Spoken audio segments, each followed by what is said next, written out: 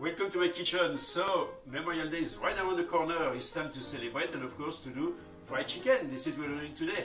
And with the fried chicken, what do we need? We need a barbecue sauce. I think this is what is starter.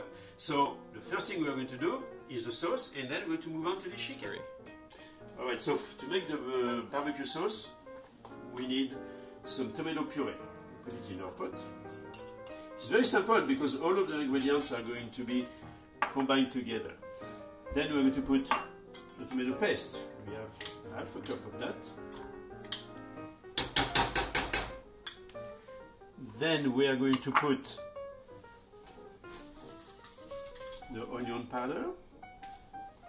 Yep, that's onion powder. Onion powder. We are going to go with onion powder. We're going to put 1 good spoon of that. Then we are going to put the garlic powder. We put just about as much. Then we are going to add the paprika. So you would see in the recipe the quantities are right there. Huh? Apple cider vinegar. Molasses. True southerner would always use molasses. And then the recipe called for liquid smoke, but being at home I do not have any. However, I have a smoked salt, so I'm going to use the smoked salt instead of the regular salt. Okay. Then we are going to combine all those ingredients together. It's very, very simple.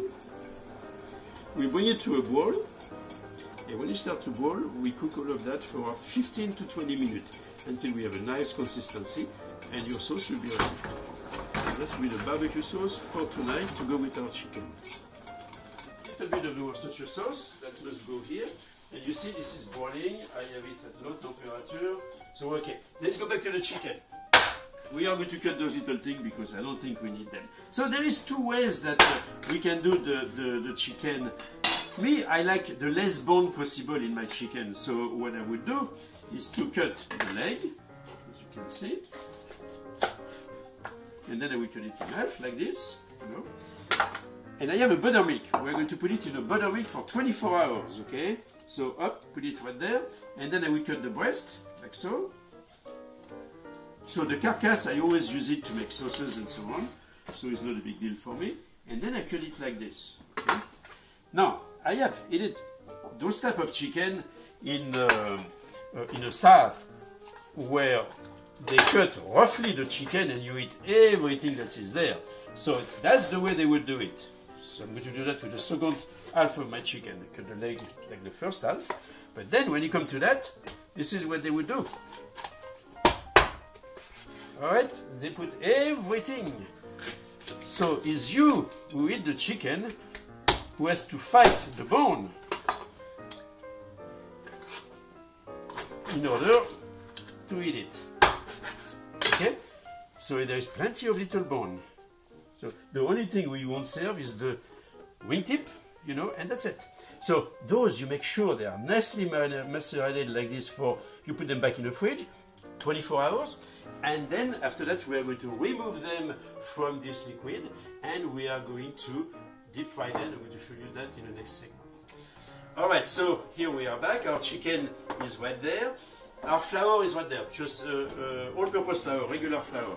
With that, we are going to add a little bit of the same onion and garlic powder, paprika,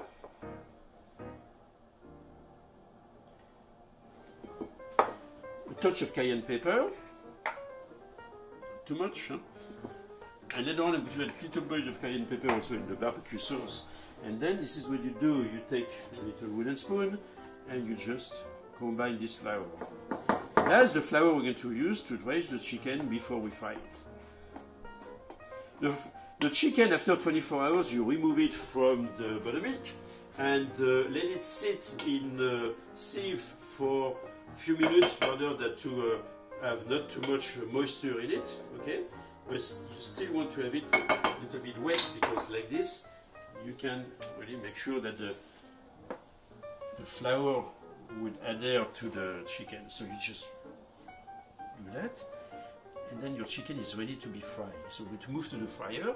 The fryer, you keep it at the temperature of about 300 degrees. More than that, it would fry too fast. It will not be cooked inside. It will be caramelized on the outside, but not cooked inside. So you have to make sure to put the temperature at about 300 degrees. And you make sure also that when you do that, you don't put too much on the flour either. Okay, so you just do like this. You pan it, dry it a bit. So are you ready? We're going to fry it.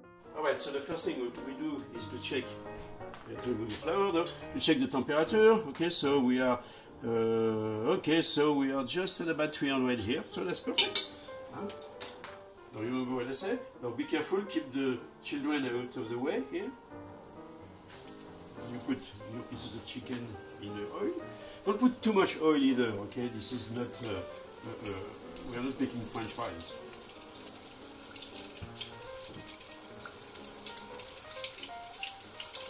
You see? And then it's going to take about 15 to 20 minutes to cook. We make sure that we move it around once in a while. Our barbecue sauce is cooking. I'm going to test it in a few minutes, and we're going to check, if you need a little bit of seasoning. Seasoning, I mean, a little bit of cayenne pepper, and then we'll be ready to go. My wife, being from Virginia, she's a true southerner, so she comes to check what I'm doing with the fried chicken. So what do you think? Steve, you're making fried chicken, southern fried chicken. That's It looks right. wonderful. My mother made it before we had trips up to Maine. Put it in the cooler and have fried chicken, cold fried chicken, on the way up to make a picnic basket. And there was always a box of Oreos as well. So, well, it's true that the fried chicken is not something you have to eat piping hot. It can be room temperature, not ice cold, but room temperature is delicious as well. Me, I eat it anyway, so it's something that I really love. And you got a barbecue sauce? So we did a barbecue sauce today to go with it, That's, so you see, it's almost nice. cooked. I didn't mean to serve salt and pepper, but that looks I'm going delicious. to test it, actually.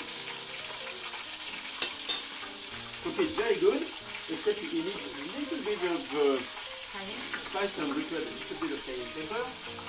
Gently, because we don't want to... Oh, I like the spice. You can put a little more in. All right, our chicken is just about ready. So we'll turn off the fire. Well, I turned the chicken a few times in the fire to make sure that it's really all coated around. And then we're going to put it here. How do you tell when it's done? It takes 15 to 20 minutes. And you leave a fair amount of space between the It depends also on the size of your chicken. You see, those are small chicken, they are 3-pounder. 3-pound chicken, give you the advantage of cooking rather fast. And you want to make sure it's crispy. So, up, we put a little salt on it. And pepper? And you put pepper as well. Okay, we don't put pepper, but she's a southerner, so we do it like this. And that's it, our chicken is ready, our sauce is ready. And this is going to be on the menu where? Okay, so that's the dish that we do every day for the curbside pickup at Mirabel. Very popular. Curbside pickup for the chicken? Yeah. Oh, wow. Yeah. And we serve it with grits, grits and corn. So it's definitely southerner. And so just bon appetit.